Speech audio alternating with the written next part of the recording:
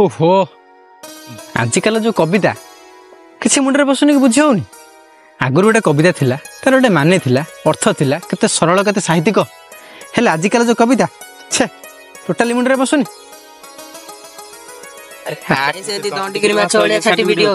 अरे सकाळे गोटे कविता पढ़ुली माने मुझे एपर्यंत बुझी पारनी यही गोटे कथा लगी एते बाड़े छेटी होउछ आम गाँव में जड़े अच्छा अरे किए से कवि मध्य महाप्रतापी प्रभु भाई छाड़ी जाइथिबा गियो मध्यरु गोटिए गियो कवि गियो कांगा महाराज हां सतरे चलो तांको पाखुटे जिबा बुझिबा जिबा काई फोन कर देले बसी पळे आसीबे करो फोन करो तांको हेलो कवि गियो कांगा महाराज कहउतले टिके आस्थांते हम पिला कविता बुझी पारनांती कोठी कोन बा हमर ए जो नदी कूले रे थिबा खरी घंच अरण्य मध्य को आस्थांते टिके आस्तंती हो ठीक अछि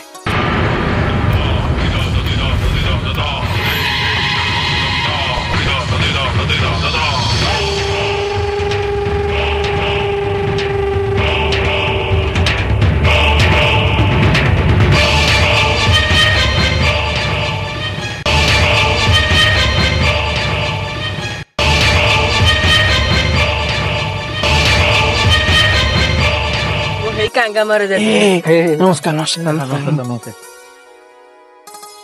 कौन असुविधा कौन बसंत आज्ञा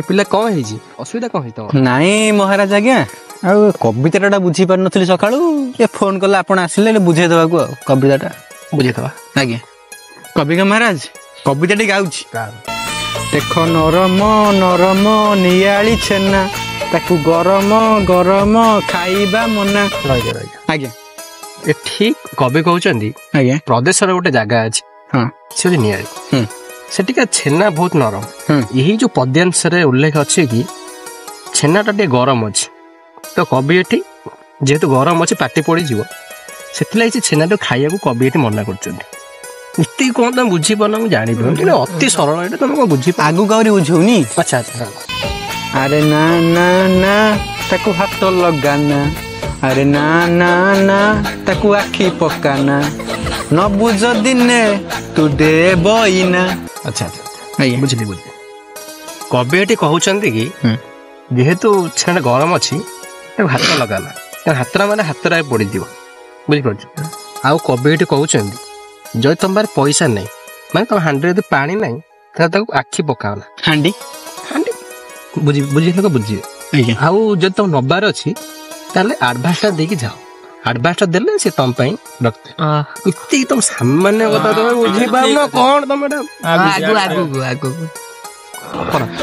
आगु दीपक गाओ सिरा रे पड़िले छेना हुए रसगोला चिपुड़ी चिपुड़ी ताकू खाइले तो हेला अच्छा अच्छा ठीक कवि कहते जिते आम तैयारी हो जाऊँगी छेनाटा छेनाटा जो आम पकड़ दे से जो सीरा सीरा मान जो चीनी रे पड़े सीरा हुए जान तो जो से जो सीराटारे जो छेनाटा पड़ जाऊँगी तापर से जो खाद्यटा प्रस्तुत होची ताकू आम रसगोला कहूँ यहाँ हूँ रसगोलार गोटे विश्लेषण कराई कविता आउ अच्छी पढ़ पढ़ आउ अच्छी अरे निया रे पोड़िले छेना हुए छेना पोड़ लोभरे खाइले बेसी हुए गड़बड़ ये जटिल अच्छी आज्ञा ये सरल बुझा पड़ो यटा को कवि कहते जो छेनाटा को आम निया पोड़ी दौचे से जो पत्र पत्र दे पोड़ी दौचे से छेनापोड़ हो जाए यहीटा से जो छेनापोड़ विश्लेषण कराई बुझिपार आउ ताकू जो तुम लोभ कर खाऊ जो तो बाई चान्स खाईदेल जी खाया कथा आवश्यक अधिका तुम खाईदेल ताहले पेटटा खराब झाड़ापाड़ हम बहुत हईराण सम्मुखीन यही तो कथा ये तो बड़ सरल तुम कौन बुझी पार अवश्य जटिल अच्छी कि तुम बुझीपार जी आप कवि क्यों आप बुझीपार हाँ से जेहेतु मुझे से माने ये पोजिशन अच्छी से बुझीपार तुम से बुझीपार आज्ञा आउ दीपद ହଁ ହଁ ପଢ। ରସରେ ବୁଡ଼ିଲେ ଛେନା ହୁଏ ରସା ବଳି, ଖାଇବରେ ବାଣ୍ଟି କୁଟି କରିବନି କଳି। ଆଚ୍ଛା ଆଚ୍ଛା, କବି ଏଠି କଣ କହିଲେ? କବି ଏଠି କହୁଛନ୍ତି ଯେ ରସ ସେ ଗୋଟେ ଦୋକାନୀ ମାନଙ୍କର ଗୋଟେ ରସ, ଯେତେବେଳେ ସେଟା ତା ଭିତରେ ଛେନା ପଡି ଯାଉଛି ସେତେବେଳେ ହଉଛି ରସାବଳି। ଆଉ ଗୋଟେ କବି ମନା କରିଛନ୍ତି, ମାନେ ଷ୍ଟ୍ରିକ୍ଟଲି ପ୍ରୋହିବିଟେଡ୍ କରିଛନ୍ତି ଯେ ମାଡ଼ଗୋଳ କରିବନି, ବାଣ୍ଟି କୁଣ୍ଟି ଖାଇବ। କାହିଁକିନା ମାଡ଼ଗୋଳ କଲେ ସଂସାର ସମାଜ ଗୋଟେ ଖରାପ ବାର୍ତ୍ତା ଯିବ। ସେଥିପାଇଁ ବାଣ୍ଟି କୁଣ୍ଟି ଖାଇବ, ଏକା ଖାଇବନି, ବାଣ୍ଟି କୁଣ୍ଟି ଖାଇବ। ଆଜ୍ଞା। ଆଚ୍ଛା ଆଉ ଦୀପଦ ଅଛି। ହଁ ହଁ। ଆରେ ଘିଅରେ ଛାଣିଲେ ଛେନା ହୁଏ ଛେନା ଝିଲ୍ଲି, ଥରେ ଯିଏ ଖାଇବରେ ପାରିବନି ଭୁଲି। ଓ ଆଚ୍ଛା ଆଚ୍ଛା ଆଚ୍ଛା, କବି କଣ କହିଲେ?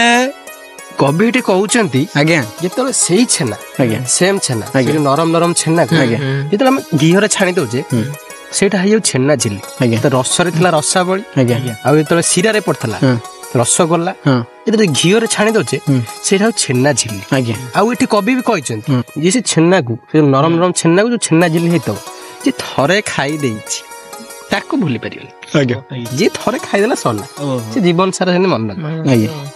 ଆରେ ପିଲାମାନେ ଜଲ୍ଦି ସାରା ମୋର ହାଟ ଫାଟ ଯିବାର ଅଛି, କଣ ତମେ ଟିକେ ମହାରାଜ ଲାଷ୍ଟ ଲାଇନ୍। ଲାଷ୍ଟ ଲାଇନ୍ ହଉ, ହଉ, ହଉ। ଲାଷ୍ଟ ଲାଇନ୍ ଟା ଅଛି guys? ହଁ, ପ୍ରବଳ କାମ ଜାଣିଥିବ।